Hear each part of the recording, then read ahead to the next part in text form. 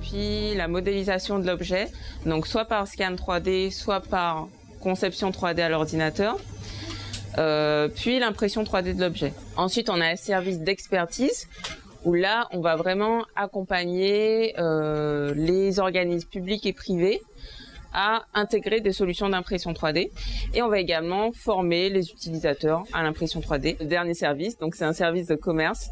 On vend des machines, on loue des machines et on propose tous les consommables, les bobines, les pièces détachées associées. L'impression 3D, c'est une nouvelle technique de fabrication. On connaît l'usinage où on a un bloc de matière et on va venir enlever de la matière pour arriver à la pièce finale. C'est la technique la plus utilisée, mais c'est peut-être pas la plus économique. Et c'est pas celle qui permet d'arriver à finalement des formes les plus complexes. La technologie la plus souvent utilisée, c'est la technologie par dépôt de filament fondu. Le filament, c'est finalement du filament plastique, donc on utilise souvent du filament biodégradable à base d'amidon de maïs. Vous avez toutes les couleurs, mais on a aussi des capacités de fabrication de pièces multicolores. On va utiliser ce filament et on va le mettre dans la machine. Et il va être poussé ici à travers le tuyau jusqu'à une buse chauffante. Cette buse va arriver à une certaine température qu'on a programmée. Elle dépend du matériau utilisé.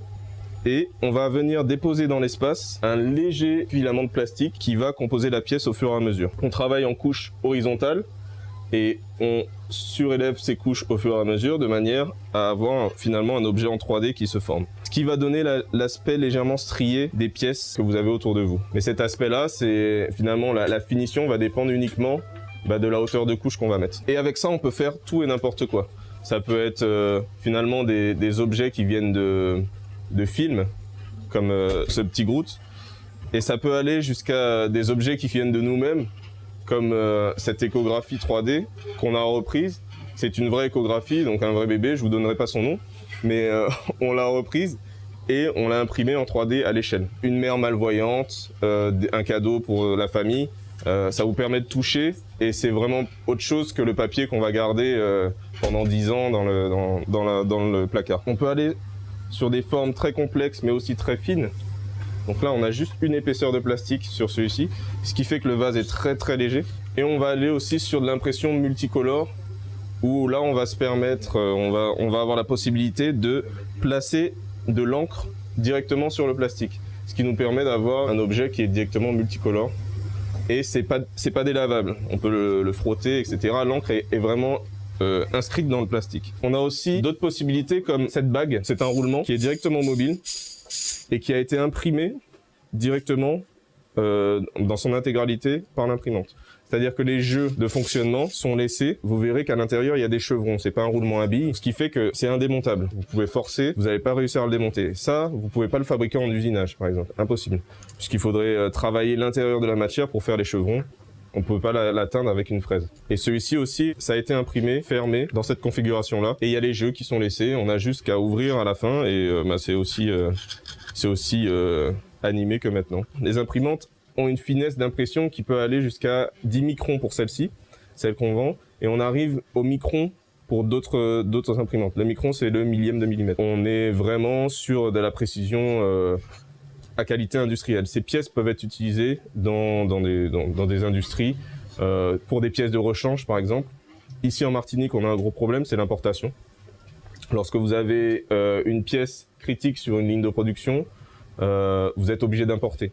Et importer, ça veut dire attendre une semaine si tout va bien, un mois en temps normal, et voire plus pour certaines pièces qui sont assez spécifiques. Du coup, avoir même une pièce de rechange temporaire, c'est une solution rapide que peut vous proposer l'impression 3D. Nous, on a les compétences mécaniques, comme vous l'a dit Estelle, pour justement faire de la résistance des matériaux, comprendre le cahier des charges d'une machine existante et s'y adapter, voire même faire de l'amélioration, faire du prototypage. Si vous voulez faire des prototypes d'une nouvelle pièce, c'est beaucoup plus rapide de le faire en impression 3D qu'avec les solutions classiques. On vous a parlé de matériaux composites tout à l'heure. C'était un petit peu mon dada et ça le reste. Mais du coup, on vous propose des filaments qui sont à haute technicité, c'est-à-dire des filaments avec des fibres de carbone intégrées. C'est pas de l'habillage carbone comme on peut l'avoir sur certaines pièces de voitures, etc. où vous allez juste avoir une couche et puis vous avez l'esthétique du carbone et finalement ça sert à rien techniquement parlant. C'est vraiment une pièce qui va ressortir avec des fibres de carbone à l'intérieur. Donc on arrive à la résistance de pièces métalliques, mais on a la légèreté du plastique. C'est un composite. Clairement, on a 60% de carbone, 40% de plastique. On a les caractéristiques mécaniques du carbone. À l'impression, ensuite, on a les compétences pour travailler les formes de manière à aussi améliorer la résistance de la pièce par la forme même de la pièce. Les constructeurs automobiles, enfin automobiles et autres, hein, ils ont compris ça. Il y a des étriers de frein qui sont faits sur les Bugatti maintenant en impression 3D. Ils ont déjà gagné presque 1 kg sur leurs étriers. Ce qui est énorme, c'est-à-dire qu'ils ont évidé partout, ils ont laissé que les surfaces qui sont importantes pour le fonctionnement. On n'a pas parlé de ce qui fâche, entre guillemets, c'est le prix. Vous imaginez bien que tout ça a un prix. On travaille au poids. Bon, c'est pas à vous que je vais apprendre que on essaye de tout amortir, etc. dans le prix de vente. Et du coup,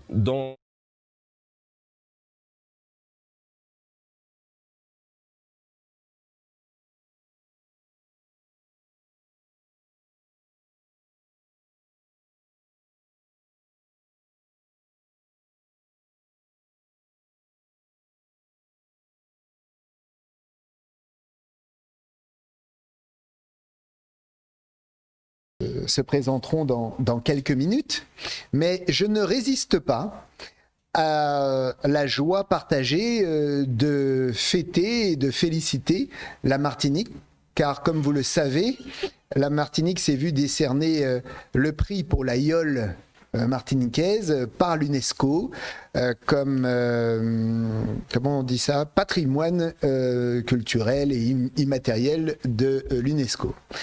C'est une très très belle récompense et il faut vous féliciter, nous féliciter tous, puisque c'est la Martinique qui est mise à l'honneur. Il faut féliciter les élus qui ont contribué et aidé également, mais lorsque la Martinique est honorée, c'est toute sa population. Et encore une fois, félicitations.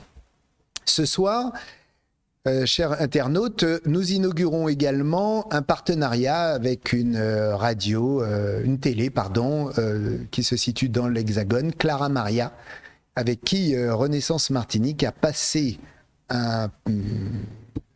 justement, on a fait un partenariat. Et dimanche, il y a un débat qui se fait par Internet et par visio, avec sur le thème la fuite des cerveaux martiniquais.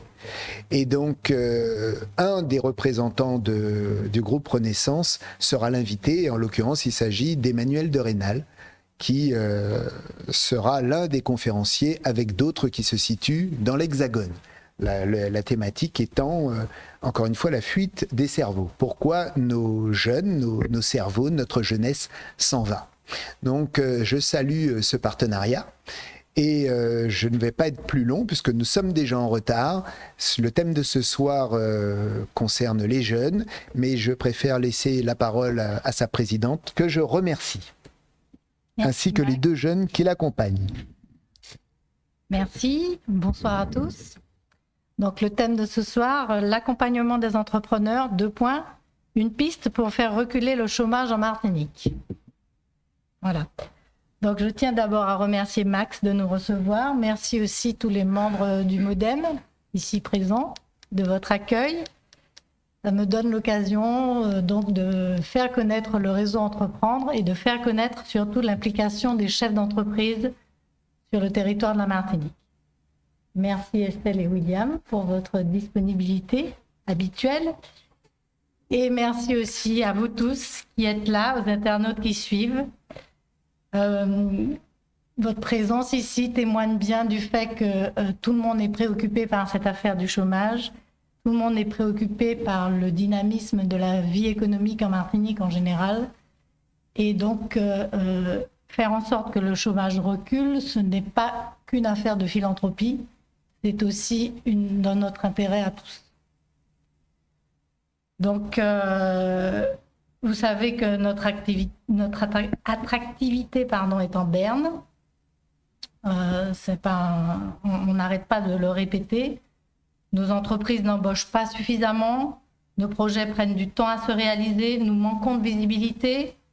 Nos porteurs de projets tels que William et Estelle, ont vraiment besoin de perspectives, ils ont besoin de rêver, ils ont besoin de soutien, ils ont besoin d'accueil bienveillant et ils ont besoin que, d'une façon générale, nous soyons tous prêts à leur dérouler le tapis rouge quand ils viennent créer, quand ils viennent reprendre ou quand ils viennent développer une entreprise sur le territoire de la Martinique. Le tissu associatif martiniquais est assez dense, est assez dynamique. Pourtant, il y a de nombreuses structures ici sur place qui ont la mission de promouvoir l'entrepreneuriat et d'accompagner les jeunes. Et pourtant, notre dynamisme économique est insuffisant, je dirais.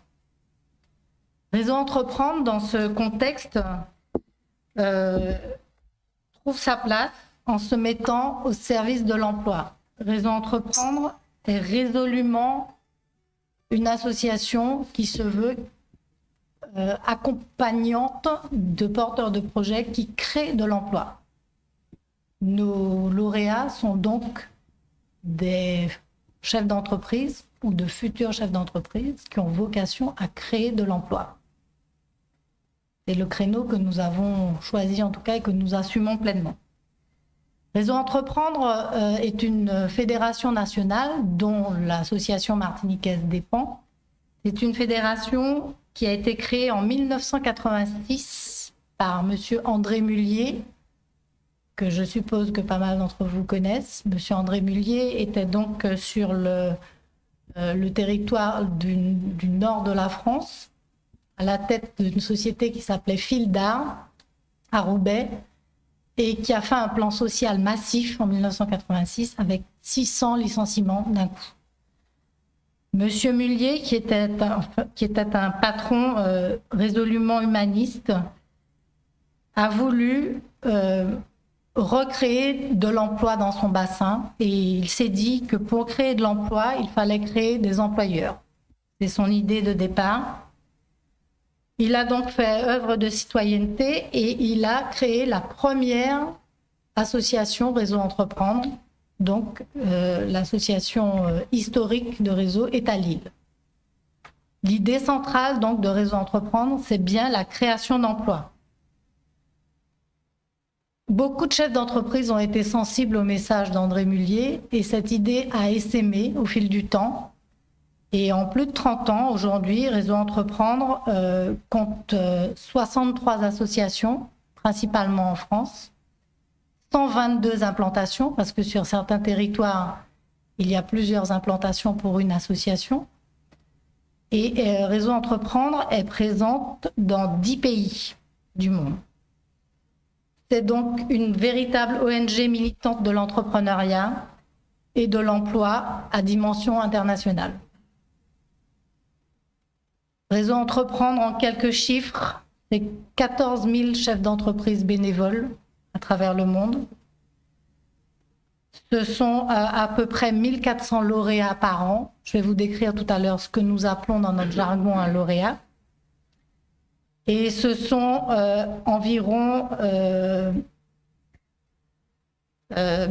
14 000 emplois créés dans un laps de temps de 3 à 5 ans par promotion.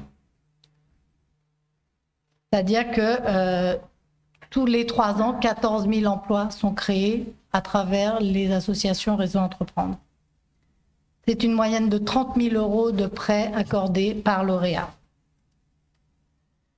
Donc tout ça pour vous dire que c'est un mouvement qui allie la puissance d'une fédération très structurée, très organisée, professionnelle, avec des implantations locales qui, elles, sont tout à fait autonomes et qui peuvent complètement s'adapter au tissu local.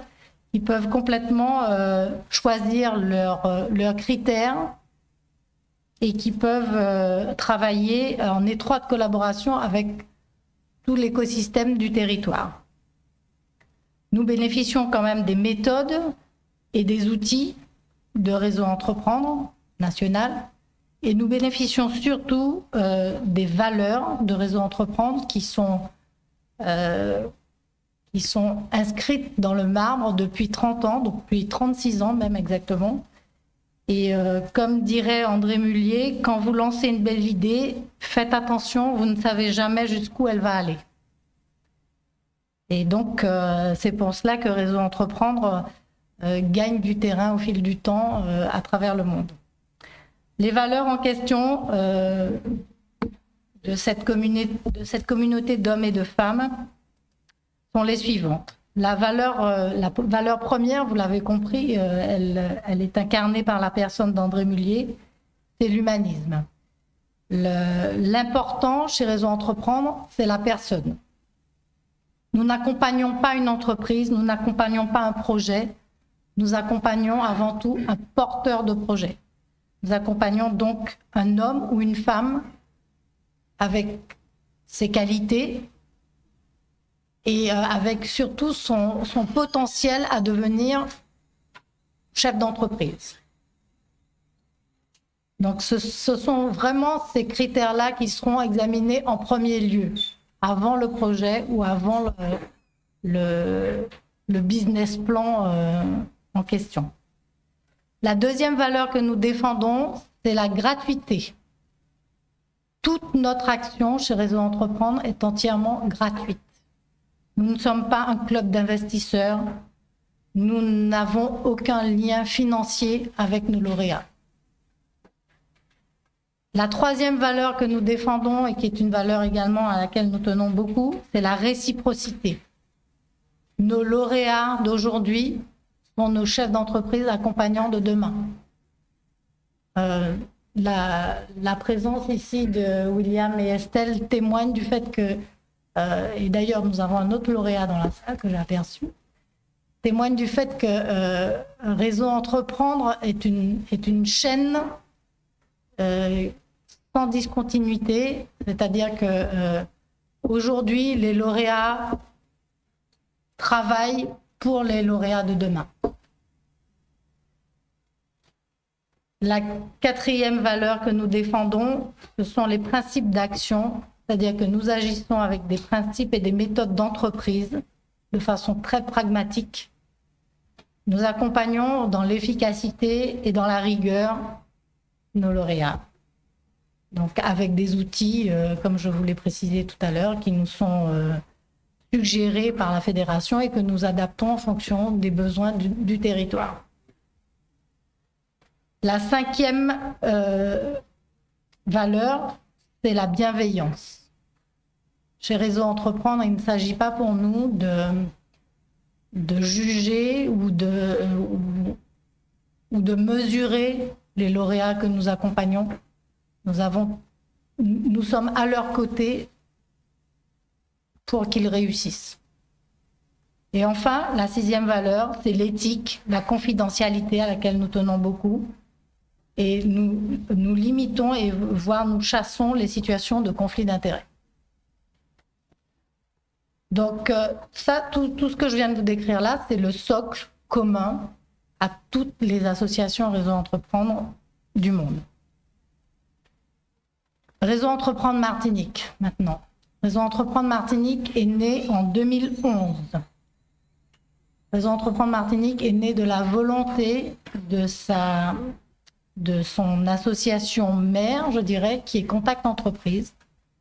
Au sein de Contact Entreprise, en 2011, suite aux événements de 2009, il y a une trentaine de chefs d'entreprise qui se sont dit il faut que sur le territoire de la Martinique, on puisse montrer aussi que le chef d'entreprise n'est pas préoccupé uniquement par son entreprise. Le chef d'entreprise est aussi un acteur actif sur son territoire, un acteur engagé, et il est enclin à avoir des actions complètement désintéressées pour faire avancer des causes utiles. Et donc le chômage, en 2009, vous savez tous à quel point notre île a été percutée de plein fouet par ce fléau, encore plus qu'auparavant. Et donc, ces chefs d'entreprise ont pris leur bâton de pèlerin et donc ont ont été trouvé la fédération et ont créé donc l'association Réseau Entreprendre Martinique. Notre premier président a été Monsieur Michel Corridon, à qui nous devons donc toute la structure du réseau actuel, à qui nous devons également toutes les finances du réseau actuel, je vais vous parler un peu de notre modèle économique, et il a fallu donc créer le premier fonds de prêt, et à qui nous devons également l'équipe qui est en place aujourd'hui, avec 2 permanents, qui sont encore les mêmes 10 ans plus tard, presque. Donc il s'agissait bien de corriger ce regard mercantile qu'on porte aux chefs d'entreprise et de montrer la capacité des chefs d'entreprise martiniquais aussi à contribuer au bien commun avec des actions concrètes. Donc les actions concrètes menées par Réseau Entreprendre. Comment ça marche? Qu'est-ce qu'on fait chez Réseau Entreprendre? Je vous ai donc signifié que le cœur de nos préoccupations, c'est l'emploi, et c'est l'emploi par la création d'employeurs. Donc, cet accompagnement se fait au départ d'un projet entrepreneurial jusqu'à sa croissance. Il y a donc plusieurs phases. La première phase d'accompagnement, c'est ce que nous appelons dans notre jargon l'accompagnement amont, au cours duquel nous allons aider les porteurs de projets à finaliser leur business plan et à faire en sorte qu'ils possèdent vraiment ce business plan et qu'ils puissent le présenter en comité d'engagement. Ensuite, le fameux comité d'engagement qui est composé donc de chefs d'entreprise, toujours bénévoles, adhérents de l'association, qui se réunissent au nombre de 8 à 10 en général et qui vont donc écouter le candidat présenter son projet et devront juger de sa capacité à bien mener son projet et surtout sa capacité à être un chef d'entreprise. Car je vous le rappelle, la première valeur chez nous, c'est la personne. Ensuite, une fois que le comité d'engagement est passé, notre candidat devient donc lauréat Réseau Entreprendre. Et à partir de ce moment, il va pouvoir bénéficier d'un parcours Réseau Entreprendre avec un accompagnement avec 3 dimensions.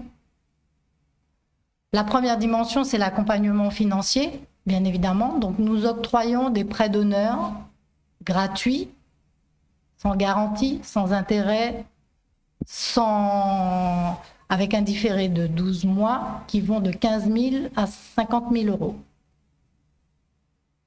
Depuis le début de Réseau Entreprendre Martinique, nous avons octroyé 1,8 million de prêts d'honneur, donc sur 9 ans. Nous avons également un accompagnement individuel, un accompagnement humain. Un chef d'entreprise, toujours bénévole, adhérent de l'association, va donc accompagner chacun des lauréats de Réseau Entreprendre pendant 24 à 36 mois à raison, en général, d'une après-midi par mois. Le but de cet accompagnement est très simple. Avant tout, faire en sorte que le chef d'entreprise ne soit pas seul face à ses problèmes, face à ses décisions, qu'il puisse partager. C'est un accompagnement qui n'est en aucun cas un accompagnement de flicage ou même où le chef d'entreprise aguerri, entre guillemets, ne va pas faire à la place de son lauréat. Le lauréat reste le chef d'entreprise dans son entreprise. Simplement, il aura l'occasion tous les mois de partager avec un de ses pairs, de prendre un peu de hauteur, de refaire le point sur sa stratégie et de passer en revue tous les items de l'entreprise, financiers, commercial, ressources humaines, etc., etc. Et enfin, un accompagnement collectif. Le lauréat va intégrer un club de lauréats où là aussi, il pourra partager les bonnes pratiques. Il sera en réseau donc avec les autres lauréats du réseau. Et il aura accès aux experts de l'association dans le sens où il va bénéficier du réseau, où là le mot prend tout son sens, c'est-à-dire que les membres de l'association, d'une façon générale, se mettent au service de ces clubs pour dispenser soit des formations, soit de l'information. Et donc, ça leur permet de se réunir avec une cadence en général d'1 fois tous les 2 mois. Les critères pour d'éligibilité pour pouvoir être lauréat de Réseau Entreprendre. Il faut avoir un projet qui fasse plus de 70 000 €, soit d'investissement, soit de besoins en fonds de roulement. Il faut pouvoir apporter 20% de son projet, être en capacité donc d'avoir un apport de 20%. Il faut être majoritaire, c'est-à-dire décisionnaire, car nous octroyons des prêts d'honneur à la personne et pas à l'entreprise. Donc, nous voulons avoir en face de nous le décisionnaire. Il faut que le projet puisse créer au moins 3 emplois à 3 ans. Et enfin, il faut que le porteur de projet soit accompagnable. C'est-à-dire que nous ne sommes pas une banque, nous ne sommes pas un institut financier.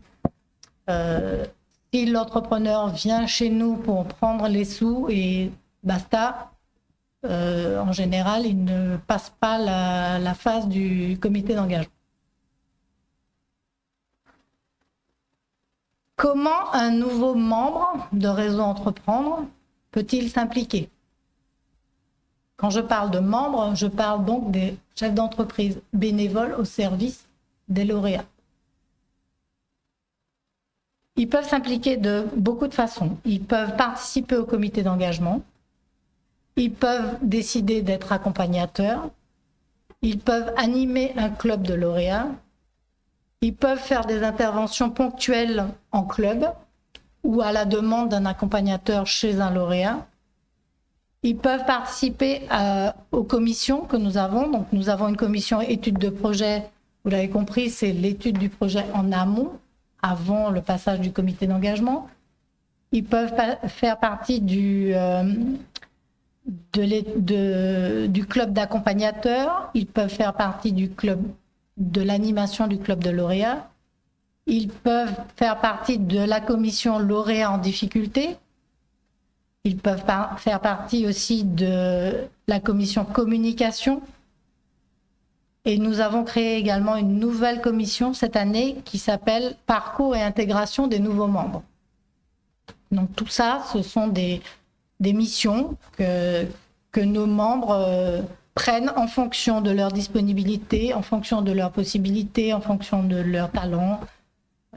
C'est à la carte. Nous fonctionnons donc, je vous l'ai dit, avec 2 permanents salariés, un bureau élu de 6 membres, un conseil d'administration de 17 membres, 70 membres bénévoles, qui donnent plus de 1000 heures de bénévolat par an. Et nous avons également 13 membres d'avenir, c'est-à-dire 13 lauréats qui ont terminé leur accompagnement, qui sont encore liés à Réseau Entreprendre financièrement, c'est-à-dire qu'ils n'ont pas fini de rembourser leurs prêts, mais qui peuvent également se mettre au service des nouveaux lauréats dans différentes missions. Je pense que vous avez une question qui vous démange, c'est quel est le modèle économique de Réseau Entreprendre? Où prend-on les sous? Nous avons 2 budgets complètement étanches, un budget de fonctionnement et un budget de fonds de prêt. Alors d'abord le fonds de prêt, il a été abondé donc en 2011 ou 12, je ne sais plus, à la création par 80% de fonds publics. La région de l'époque a abondé notre fonds de prêt et 20% de fonds privés. Les fonds privés, ce sont les principales banques de la place, presque toutes, et quelques entreprises privées.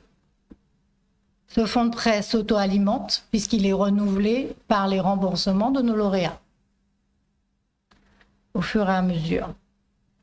Nous avons donc un second budget qui est complètement étanche, encore une fois, qui est notre budget de fonctionnement, qui lui est financé à 80% par des fonds privés, principalement les cotisations de nos membres. Donc je le rappelle, nos membres bénévoles payent pour donner de leur temps. Et 20% de fonds publics, nous avons un budget FSE et sur des opérations ponctuelles, la participation de la CTM. Je vais essayer d'être rapide sur la fin parce que je voudrais que vous ayez le témoignage, je pense que vous l'attendez avec impatience. Les programmes de réseau Entreprendre. Donc, nous avons un programme que nous avons intitulé Start pour la création d'entreprises. Nous avons un autre programme que nous avons intitulé Booster pour le développement d'entreprises. Nous avons enfin un programme sur la reprise d'entreprise qui n'est pas encore abouti. Nous avons mené une étude de reprise-transmission l'année dernière avec la participation de la DIECT, de la CTM et de la CDC, la Caisse des dépôts. Nous avons fait un diagnostic et ce diagnostic a conduit à une conclusion qu'on pressentait, qui est la nécessité de créer un fonds territorial dédié à cette question. Aujourd'hui, Réseau Entreprendre tente de réunir un club de financeurs autour de cette question et d'affiner les critères d'attribution qui pourraient découler donc de ce fonds. Nous avons également le programme Impact Plus. Alors, le programme Impact Plus, c'est le programme qui me tient à cœur, moi, personnellement. Réseau Entreprendre, jusqu'à maintenant, n'était pas présent du tout dans la sphère associative. C'est-à-dire qu'on n'accompagnait que des projets d'entreprise.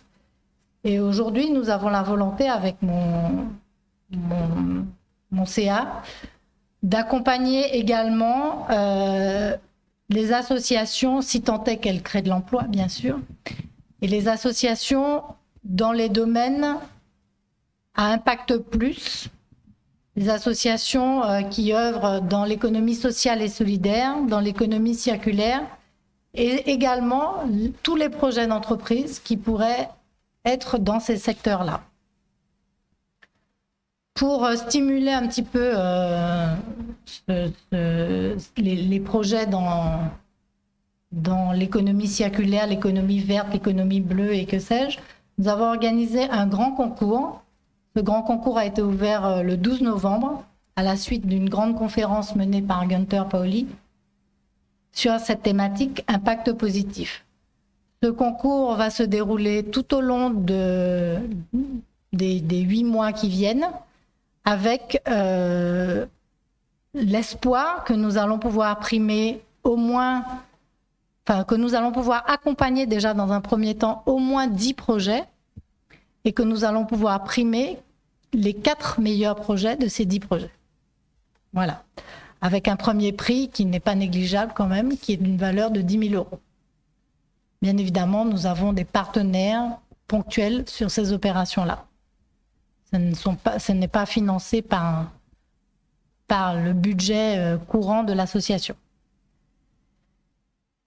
Ce programme Impact Positif, nous allons également faire en sorte que les lauréats Impact Plus, comme nous allons les appeler, soient accompagnés avec un accompagnement spécifique, avec donc des membres qui vont être plus pointus sur ces questions-là, pour pouvoir faire un accompagnement différencié. Voilà, donc Réseau Entreprendre, c'est une démarche unique, c'est une démarche tout à fait enthousiasmante.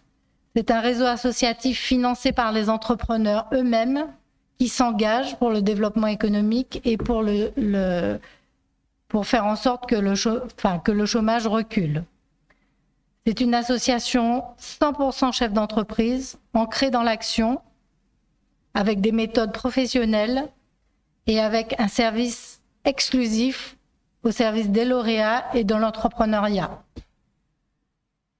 C'est un mouvement avec des valeurs humanistes, des valeurs de bienveillance, de convivialité, avec beaucoup d'énergie. Et les mieux placés pour vous décrire notre action, je pense que ce sont ceux qui en bénéficient et ceux qui vont certainement en faire bénéficier d'autres dans l'avenir.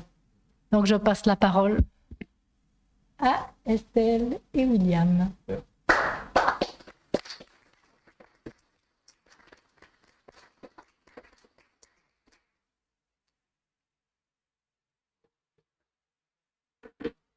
Je vous passe le mien.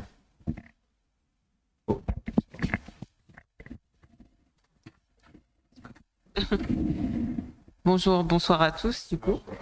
Donc on va se présenter quand même un petit peu. Estelle Hilaire pour ma part et mon associé William Caster. Donc tous les deux 30 ans. On a rejoint Réseau Entreprendre depuis 2017 en participant en premier temps au concours Créative à l'époque. Et ça a suivi, on a intégré le réseau après l'accompagnement amont qui était un petit peu à cheval sur le concours. Et ensuite, on a passé le comité d'engagement. Et puis, tout a été validé en fait en janvier 2018.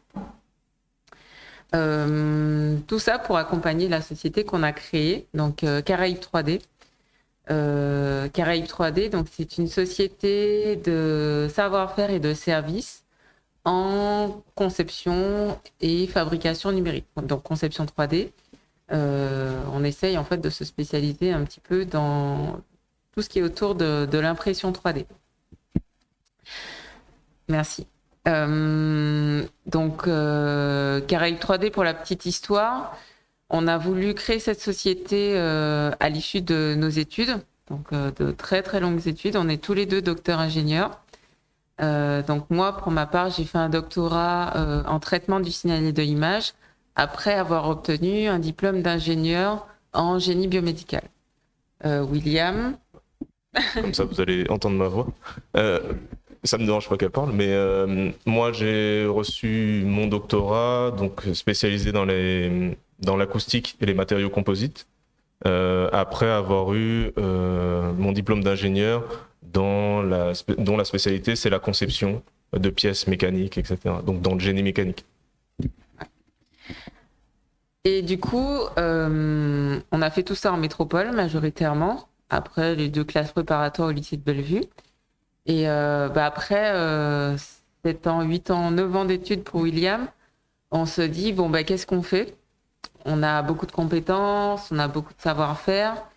Et est-ce qu'on continue en France hexagonale ou ailleurs, même avec un doctorat, on peut bosser ailleurs. Ou bien est-ce qu'on revient au pays et on met à profit nos compétences pour créer quelque chose ? Donc l'envie de revenir, etc. La question, elle a vite été balayée en fait. Je dirais qu'il y a aussi l'envie d'avoir un emploi d'abord au pays. Et en fait, avec ce niveau d'études-là, souvent on se retrouve face à l'impossibilité. On n'arrive pas à trouver quelque chose. On est toujours surdiplômé, c'est ce qu'on entend souvent. On serait pas payé à la hauteur de nos espérances, ou on ne trouve pas le poste qui correspond à nos compétences. Donc en général, on s'est dit tout simplement, on crée notre propre emploi et justement on s'est rapproché de réseau pour ça. Exact. Donc depuis 2015 à peu près, on a eu l'idée d'associer en fait nos compétences pour créer quelque chose en fait qui s'articulerait autour du biomédical et de la mécanique, l'impression 3D. Donc c'était vraiment ça l'idée de base. Et puis, business plan après études, après ceci, etc. On en a fait, je sais plus, des dizaines de versions pour se rendre compte, une fois revenu au pays, de la réalité du marché. Donc on s'est dit, finalement, l'impression 3D appliquée uniquement au secteur du médical, en Martinique, c'est peut-être trop pointu et il y a énormément de choses à faire. Il y a vraiment énormément de choses à faire. En fait, quand on est revenu en 2016, fin 2016, on s'est rendu compte que ça n'existait pas du tout. Donc on s'est dit, au final, on va élargir les secteurs d'activité, on va élargir notre gamme de services, et ce qui fait qu'on est arrivé à notre modèle actuel. Donc quel est notre modèle actuel ? On a trois grands services, on va dire. Un service qui est articulé autour de la fabrication, où on va proposer à professionnels et particuliers des moyens pour qu'ils puissent fabriquer des pièces, que ce soit dans des applications techniques ou dans des applications autour de la communication et l'événementiel. Tout cela en mettant à leur service donc nos compétences en termes de conception 3D, en termes de fabrication numérique. Donc c'est vrai qu'on est spécialisé dans l'impression 3D, mais on ne fait pas que ça. On fait également de la découpe numérique, que ce soit par fraiseuse ou découpeuse laser, etc. Et puis des petites compétences de finition qu'on a acquises à droite à gauche. Ça, c'est pour le côté fabrication. On a un deuxième service qui est plutôt de la vente, donc vente d'imprimantes, de consommables, de pièces détachées, étant donné que il y a des professionnels, des particuliers qui commencent à s'y mettre ou qui s'y sont mis depuis 2-3 ans à peu près et qui n'ont pas de référent local pour se fournir en termes de matériel ou de consommables ou même de SAV, exactement. Donc ils ont des machines et puis après ils savent pas trop comment les réparer des fois. Donc on intervient à ce niveau-là. Et on a un dernier service qui est plutôt de l'accompagnement et du conseil pour les structures, alors publiques ou privées, qui souhaitent intégrer des solutions de fabrication numérique au sein de leur structure. Donc c'est un service qui peut être assez bien décomposé. On peut faire des études au cas par cas, des établissements de cahiers des charges, intégration des solutions, formation et suivi client. Donc, tout peut être regroupé, tout peut être pris individuellement. Et c'est un service qu'on propose aux structures majoritairement, donc qu'elles soient privées ou publiques. J'ai à peu près tout dit. Oui. Et du coup, pour articuler tout ça, on arrive, j'ai envie de dire, on est toujours dans l'optimisation, mais on arrive de nos jours là à un modèle qui nous convient, où on a une bonne gestion de tous ces services, on a une bonne gestion de notre relation client, de la communication, etc. Mais c'est vrai que ça a été, je ne vais pas vous apprendre, un parcours semé d'embûches. Et donc, on a eu des embûches sur la création de cette entreprise. Réseau Entreprendre nous a enlevé beaucoup d'épines du pied. On voit toujours les embûches, bien sûr, comme une manière d'apprendre. De toute façon, je pense aussi que par nos formations, etc., on a toujours été dans l'adaptation. Et le métier que l'on fait encore plus, qui est une technologie qui est nouvelle, innovante, et on doit toujours rester en veille technologique, fait qu'on est toujours en train de s'adapter naturellement à ce qui sort, aux nouvelles règles, aux nouvelles normes, etc., aux nouvelles technologies. Donc on est toujours dans cette dynamique-là. Donc les difficultés, on les voit jamais comme finalement des coups près, mais plutôt comme une manière d'avancer. Et on en a eu des difficultés cette année, mais on a eu des difficultés aussi avant. Par exemple, dès trouver le local, déjà dès le départ, ça a été très compliqué. Trouver ce local avec une bonne visibilité, parce qu'on est sur une activité qui est un petit peu un petit peu nouvelle. Il faut qu'on ait quand même vu sur place. Il faut que les gens puissent nous identifier, trouver un endroit où une enseigne c'est très visible, de manière à ce que lorsqu'on donne notre nom et qu'on donne notre emplacement, qu'il n'y ait pas de souci à aller le chercher. Vraiment, il y a eu beaucoup de points à régler, et trouver ce local-là nous a pris à peu près 1 an. Voilà, à peu près 1 an. Sur un local qui est bien placé, on est au centre d'affaires d'Illon-Valmenière, donc assez visible. Mais qui peut porter maintenant, avec le développement de la société, devient un peu petit. Donc on va retomber dans ces travers-là, mais on se débrouille assez bien.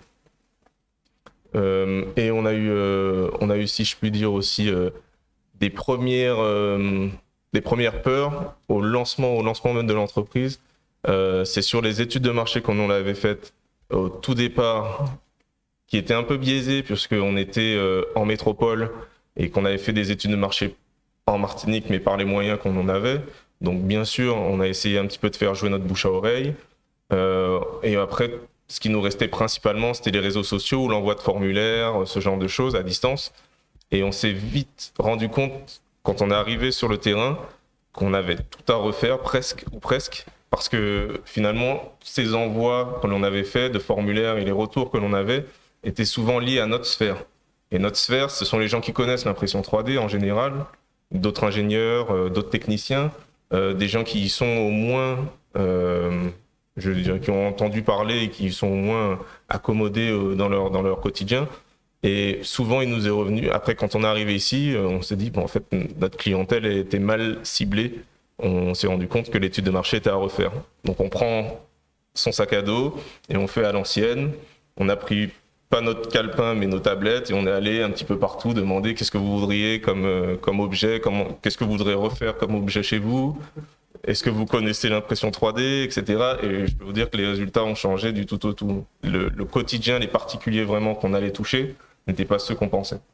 Et du coup, on a repris le business plan grâce à ça. Et lors de l'accompagnement justement avec Réseau Entreprendre, ça a été un élément fort de décision sur les orientations à prendre au niveau de l'entreprise. C'est aussi pour ça qu'on a élargi les secteurs de manière à être le plus vaste que possible, le plus versatile que possible, et toucher le maximum de personnes avec les mêmes services. Et c'est maintenant que l'on est mieux connu, qu'on a un peu plus de notoriété, qu'on a plus aussi d'expérience, qu'on va pouvoir cibler plus facilement des secteurs bien particuliers en leur proposant des services qui sont adaptés parce qu'on a l'expérience du territoire. Et cette expérience du territoire, elle, par évidence, elle s'acquiert pas à l'extérieur. Voilà. C'est pas quelque chose sur laquelle on pouvait se baser auparavant parce que ça n'existe pas. Contrairement à une autre activité de restauration ou quelque chose de plus commun, il y a déjà des choses qui existent, on peut se référer à d'autres modèles, etc. Nous, il fallait partir de zéro en fait, littéralement. Même si on essayait de se comparer à des structures similaires en métropole, c'est pas la même chose. Parce que déjà en métropole, on est un peu en retard par rapport à l'évolution de l'impression 3D au niveau mondial. Et en Martinique, c'est encore plus le cas. Donc il y avait vraiment tout à faire de zéro. Créer le modèle, créer la clientèle, créer les services adaptés aux besoins de la clientèle. Et c'est vraiment quelque chose qui s'est monté au fur et à mesure. On a eu un accompagnement dès le départ avec notre parrain Réseau Entreprendre qui nous montrait comment mettre un pied après l'autre, littéralement. Et c'est vraiment comme ça qu'on apprend. Et même dans le commun des esprits, les gens ont l'impression que ça fonctionne comme une imprimante classique. Donc, il y a beaucoup d'éducation à faire, de code à casser auprès de clientèle qui s'imagine que ça se fait en un claquement de doigts, alors qu'il y a Bac+16 derrière pour faire tourner la machine, quoi.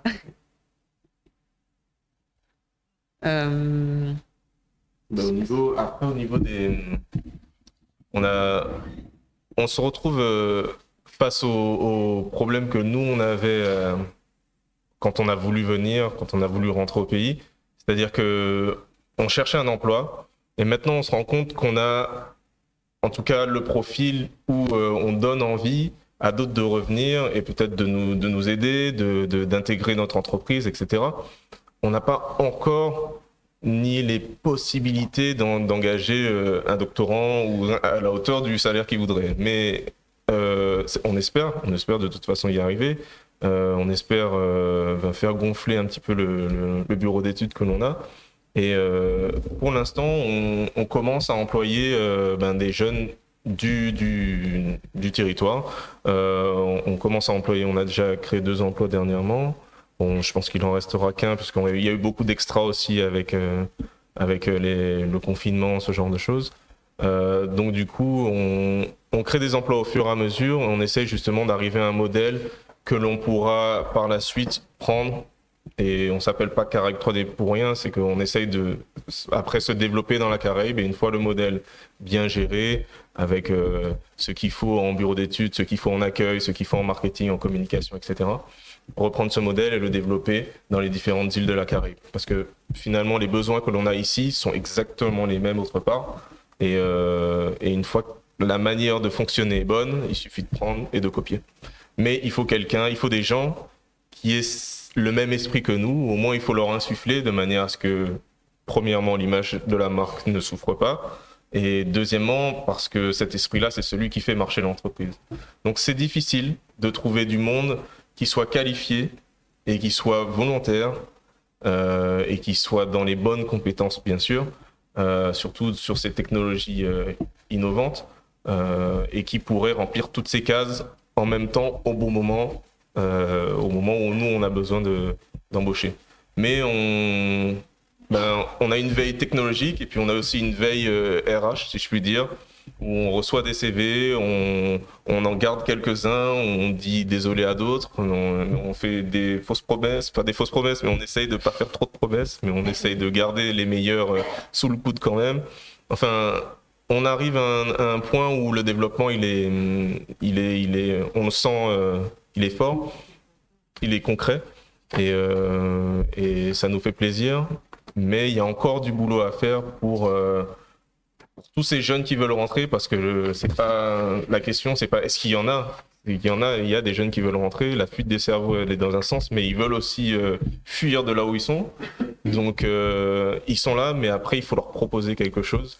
Et ça prend pas d'expérience, ça prend pas 6 mois pour créer une structure qui puisse les accueillir. Donc il faut s'y mettre dès maintenant et on cravache, mais je pense qu'on y arrivera. On fait notre part. J'essaie. Oui, on travaille déjà avec la Guadeloupe, la Guyane. On s'ouvre déjà à l'export de toute façon. Donc, on a déjà travaillé avec Guadeloupe, Guyane, Haïti, la métropole bien sûr. J'oublie pas grand monde, Saint-Martin aussi. Mais vous avez des structures là-bas? Alors, on travaille à distance pour l'instant. Les premières idées, c'était par exemple de mettre au moins des points d'accueil avec quelqu'un qui puisse faire de la récupération de pièces, du premier conseil, voilà. Diriger un petit peu les clients. Mais c'est vrai que juste ça, c'est aussi difficile de trouver la personne qui a l'expérience du métier, qui va pas nous envoyer des pièces irréalisables ou qui aussi ne va pas nous plomber en disant non alors que tout est faisable. Donc voilà, c'est trouver des gens de confiance et aussi rémunérer ces personnes à hauteur de leur boulot, quoi. Donc voilà, c'est des choses qu'on essaye de mettre en place, mais pour l'instant, ça fonctionne bien par mail, mail et WhatsApp, et on essaye de prendre le maximum d'infos par photo, par vidéo, etc. et de faire après de l'envoi postal. Ça fonctionne bien. Bien. Alors, on va peut-être passer, en tout cas, je vous remercie pour ces témoignages. Merci à vous, c'est pas fini, vous savez pas ce que je vais vous demander après. La parole est à la salle. Vous pouvez vous exprimer, poser des questions à nos 3 invités. Monsieur Laouché. Tu te présentes sommairement. Directeur général eu l'occasion d'intervenir à l'internat un petit peu introduire les jeunes qui étaient là.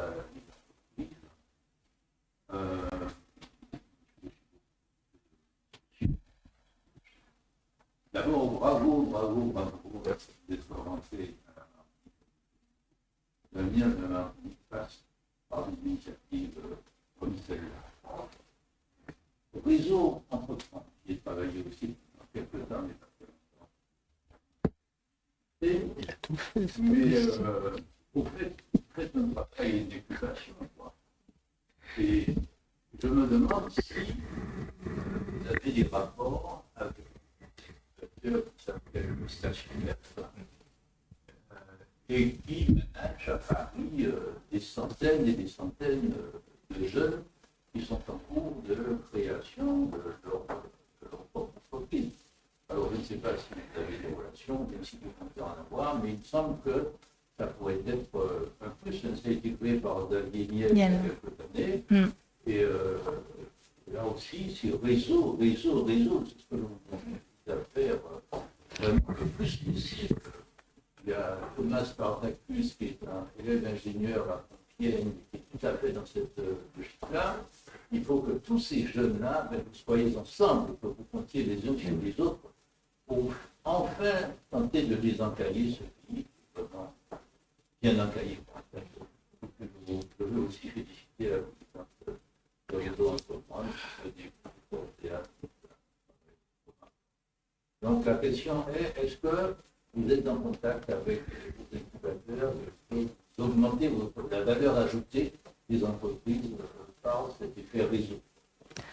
Alors, on n'est pas, pour répondre directement à ta question, on n'est pas en contact direct avec Station F. Bien évidemment, on s'y est intéressé.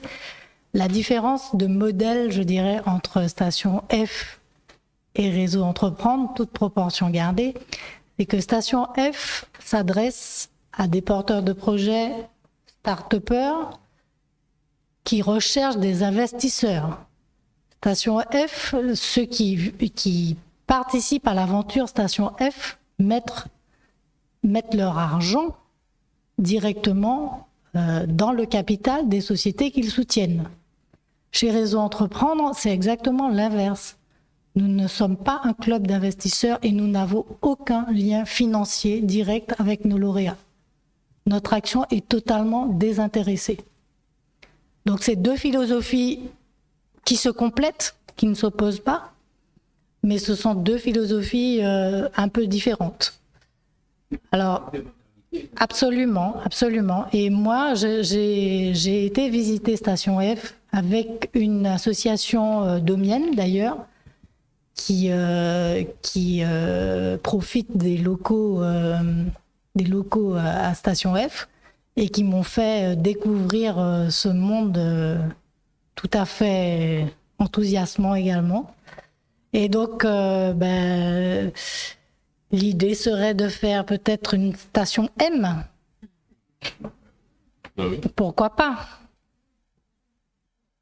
Et Réseau Entreprendre pourrait tout à fait accompagner les startups dans lesquelles Station M, que Station M accueillerait et qui auraient besoin d'accompagnement à côté. Voilà. Autre question de la...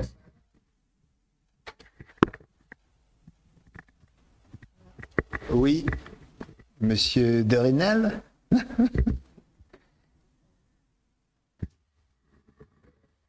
Oui, Réseau Entreprendre Martinique existe depuis 2012, à peu près, 2011. Est-ce qu'aujourd'hui, on sait combien d'entreprises ont pu exister grâce au travail de Réseau Entreprendre et combien d'emplois ont été créés? Alors, très précisément, nous avons accompagné aujourd'hui 54 lauréats et nous avons contribué à créer ou sauvegarder, puisque les emplois des entreprises reprises sont comptés également dans nos statistiques, 219 emplois. précisément.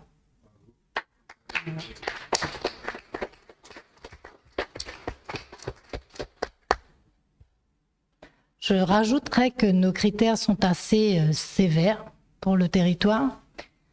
C'est vrai que 219 emplois le premier lauréat date de 2013, donc ça peut paraître peu, mais je vous rappelle quand même qu'il s'agit d'entrepreneurs qui ont des projets de plus de 70 000 euros et qui créent au moins 3 emplois à 3 ans. Donc ce sont des critères qui sont sévères. Nous les assumons parce que nous estimons que c'est à ce prix-là qu'on va faire reculer le chômage et qu'il faut pousser nos entrepreneurs à faire davantage.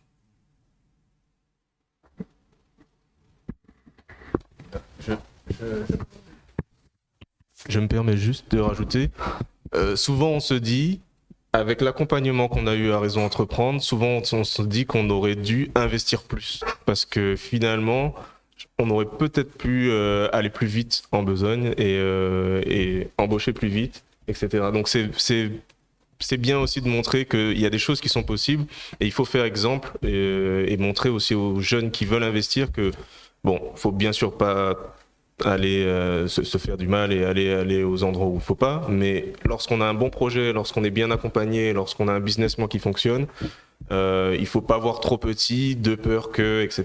Il faut faire les choses à la bonne amplitude, si je puis dire. Il faut être ambitieux, exact. Thierry Lézel. Je voudrais savoir, est-ce que vous êtes sur tous les secteurs d'activité ou production et services Alors, on est sur absolument tous les secteurs d'activité.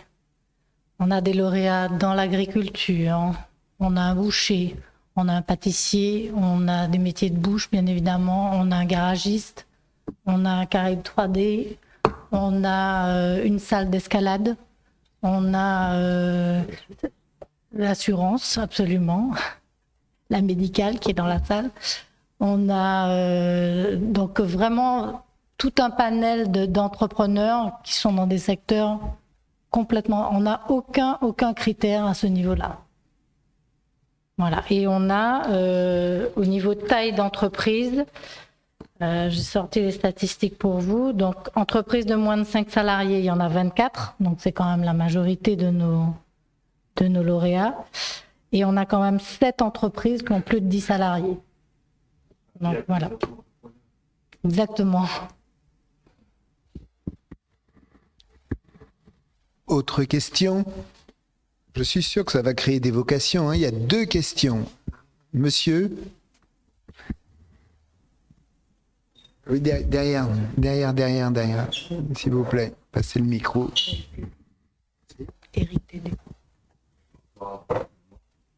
Éric Tédé, ancien directeur informatique à la retraite. Donc, il y a le temps. Tout d'abord, les félicitations au Réseau Entreprendre, parce que c'est extrêmement important ce que vous faites. Tout à l'heure, vous avez dit que la Martinique, on regorgeait d'associations. Quand on parle d'associations, on parle donc d'associations à but non lucratif. Et donc, s'il y a beaucoup de Martiniquais qui sont à la tête d'associations à but non lucratif, pourquoi ont-ils peur d'être à la tête d'associations à but lucratif? Et là, la question, c'est que j'ai l'impression qu'il y a une petite frilosité à franchir ce pas-là. Et je pense que la question a été posée par M. Lédel, de voir dans quel secteur vous agissez. Et je suis extrêmement content de savoir que vous agissez dans tous les secteurs, parce que nous sommes un petit pays, donc avec 80 à 90% de micro-entreprises, et que aujourd'hui, seule la création d'entreprises par des Martiniquais en petites cellules fera baisser le chômage. Et on a une population de jeunes qui sont super diplômés, donc c'est du pas tout fait en montant. Et le désespoir, c'est de voir qu'ils espèrent encore trouver du travail, alors qu'ils devraient créer le travail. Et cet exemple-là est extrêmement riche. Et personnellement, moi, je me demande, est-ce que le réseau Entreprendre pense dynamiser ou augmenter ou amplifier, parce que c'est vraiment là que se situe l'évolution.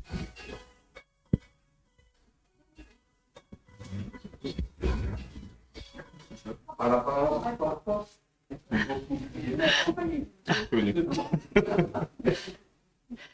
Oui, écoute, merci de ta question, Eric.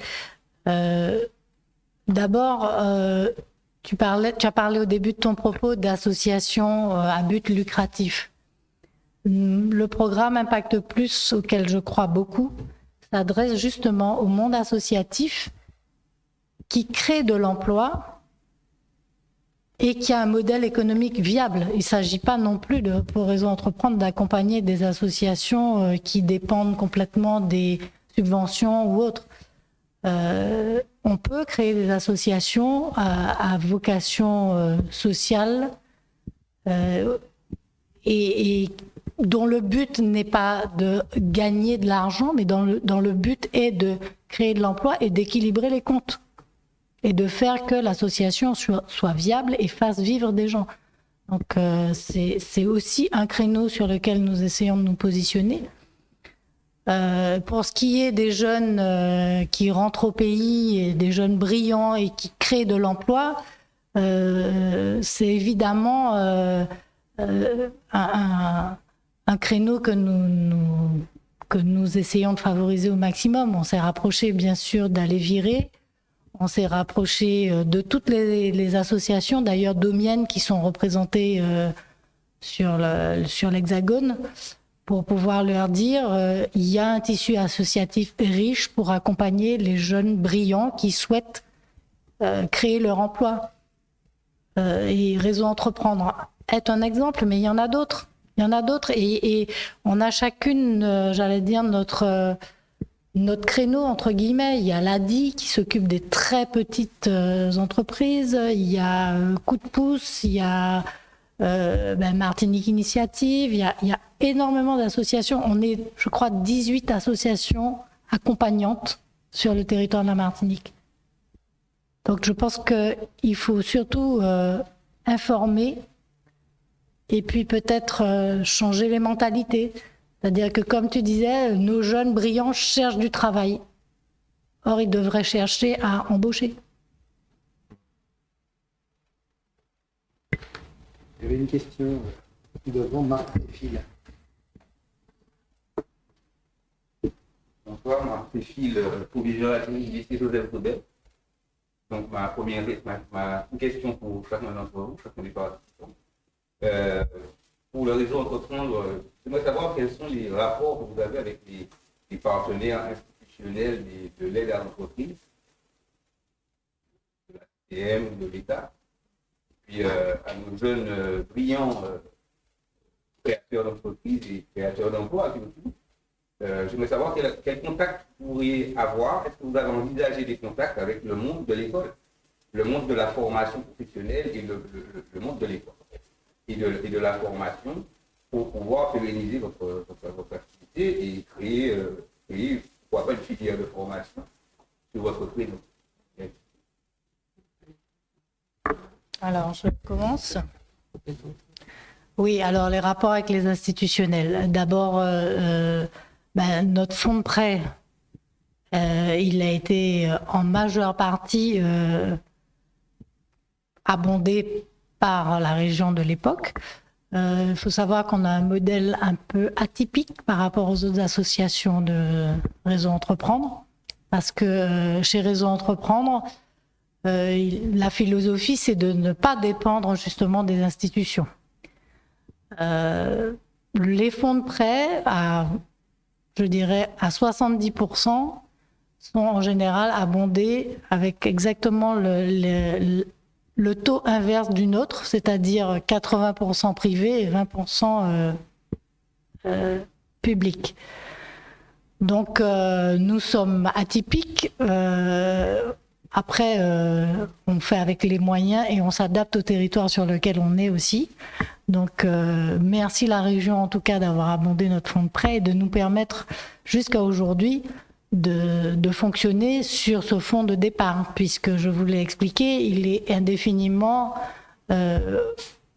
réapprovisionnés par les remboursements de nos lauréats.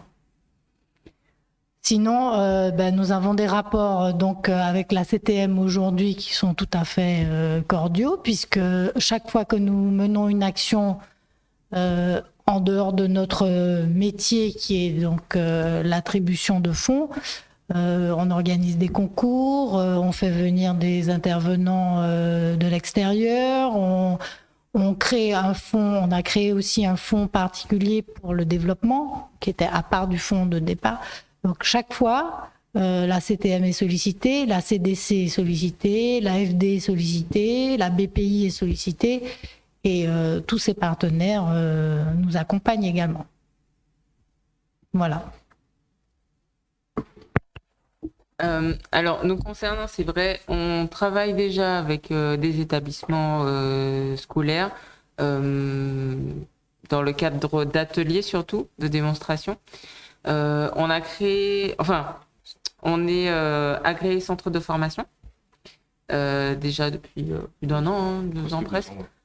Et là, on est en relation, on est en relation effectivement avec la Tech Academy, donc qui est un centre de formation également pour tout ce qui est microsoudure, un petit peu tout ce qui est nouvelles technologies.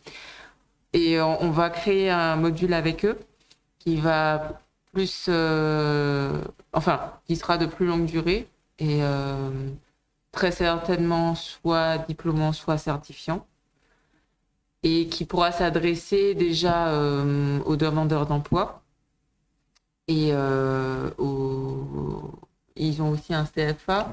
Ils sont en train de créer un CFA en préparation. Ils sont en train de créer un CFA, tout à fait. Et pour tout ce qui est établissement scolaire, alors, il y a plusieurs choses parce que, en général, nous, on va former les enseignants et non pas les élèves.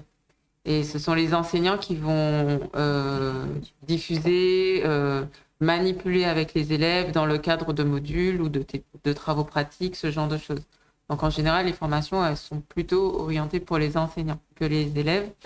Et justement, on est en train aussi avec l'ACPA de voir comment monter, de monter un partenariat pour également proposer des formations plutôt post-bac.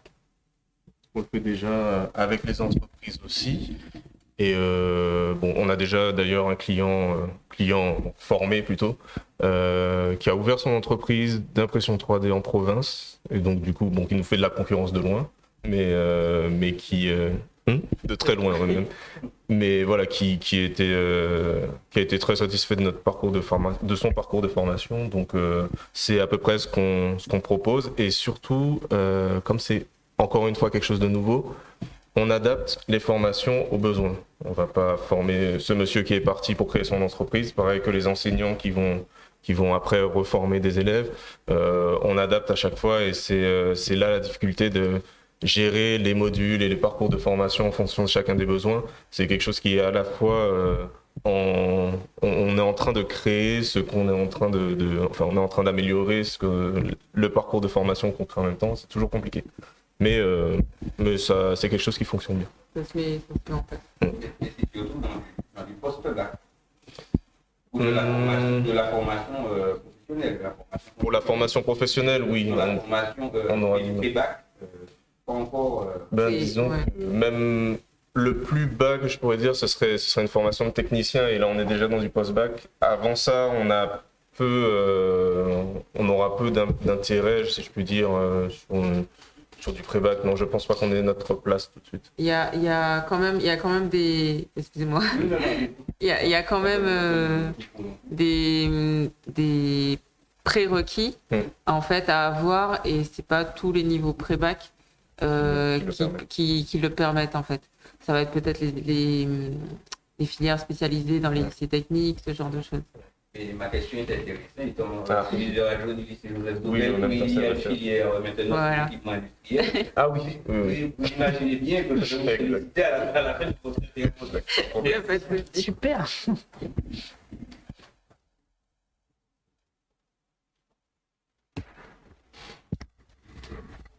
Bien, moi je vais poser une question très pratique.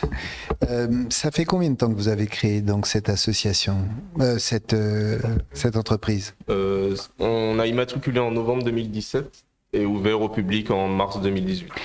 Alors, en mars, ça fait donc 2 ans. Oui, 2 ans et demi. 2 ans et demi. En 2 ans et demi, vous avez créé 2 emplois. C'est ça. Alors, il y En en a- plus de vous. Récemment. Voilà, récemment. C'est assez récent. Oui. Autrement dit, ça tourne bien en 2 ans. Ça va.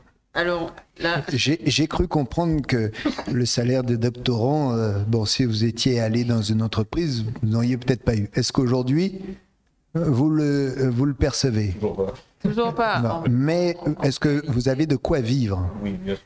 C'est ça. En réalité, les débuts ont été très difficiles, comme on l'expliquait au départ, parce qu'il fallait tout créer de zéro.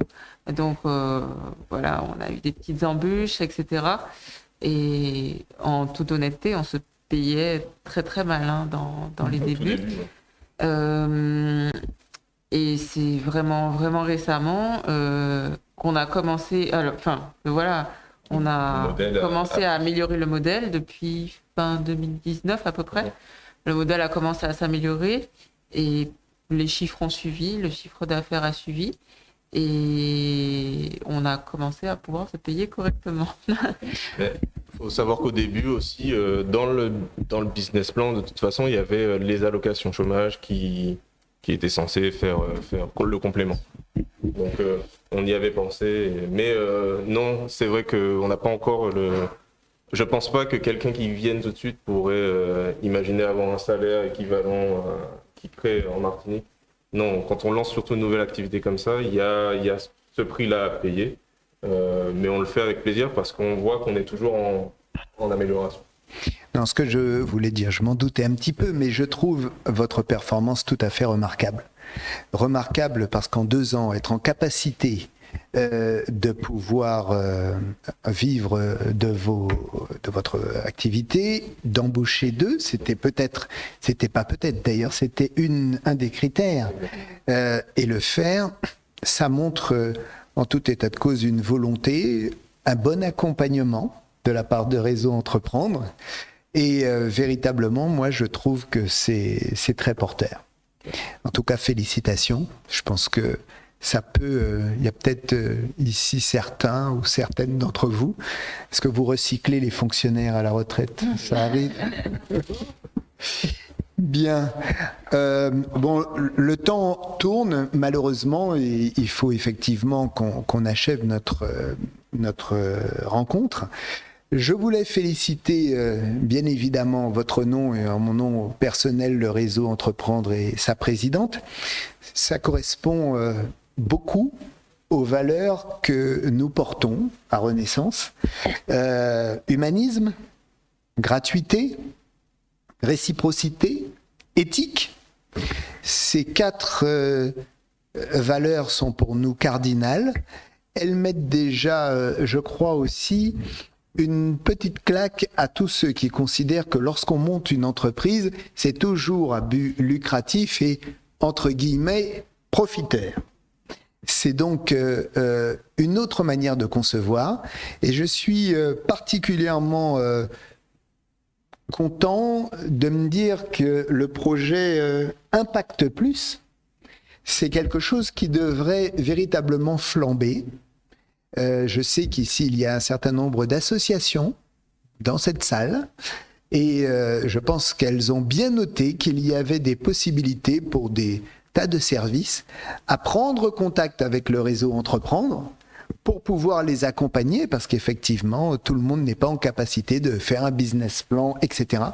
Mais le milieu associatif, je rejoins Monsieur Dédé, c'est effectivement l'un des socles de notre culture et de notre vivre ensemble.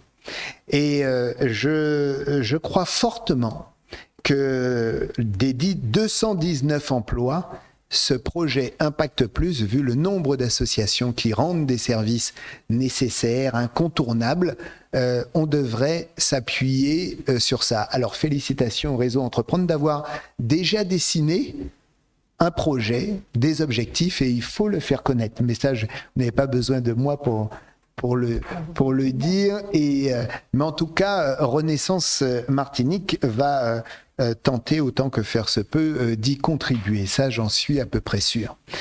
Donc voilà, chers amis, ce que je voulais dire.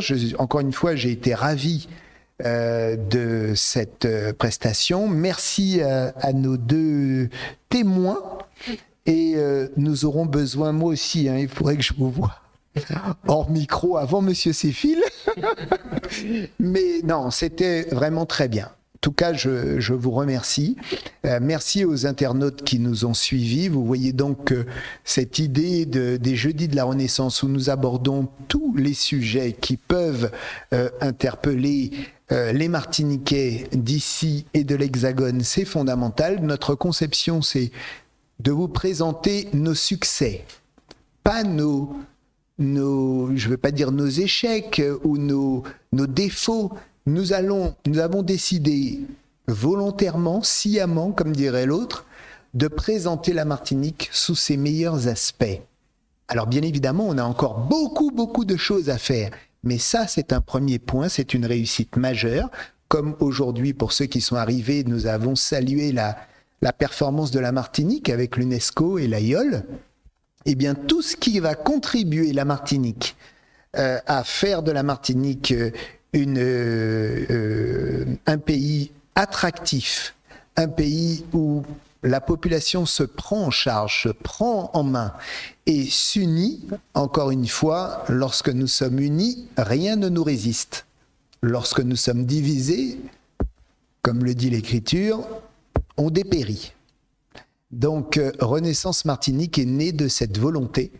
Et quels que soient nos points de vue, encore une fois, ils peuvent être divergents, l'essentiel étant de faire peuple et d'être tous ensemble. Voilà ce que je voulais vous dire pour ce soir. Nous allons mettre les Jeudis de la Renaissance entre parenthèses le temps des fêtes pour que tout le monde puisse se retrouver. Et nous aurons des thèmes tout aussi attractifs à partir du 7 janvier. Voilà, je vous souhaite à tous une bonne soirée et j'espère vous revoir très bientôt sur les lignes Renaissance. Elles sont gratuites.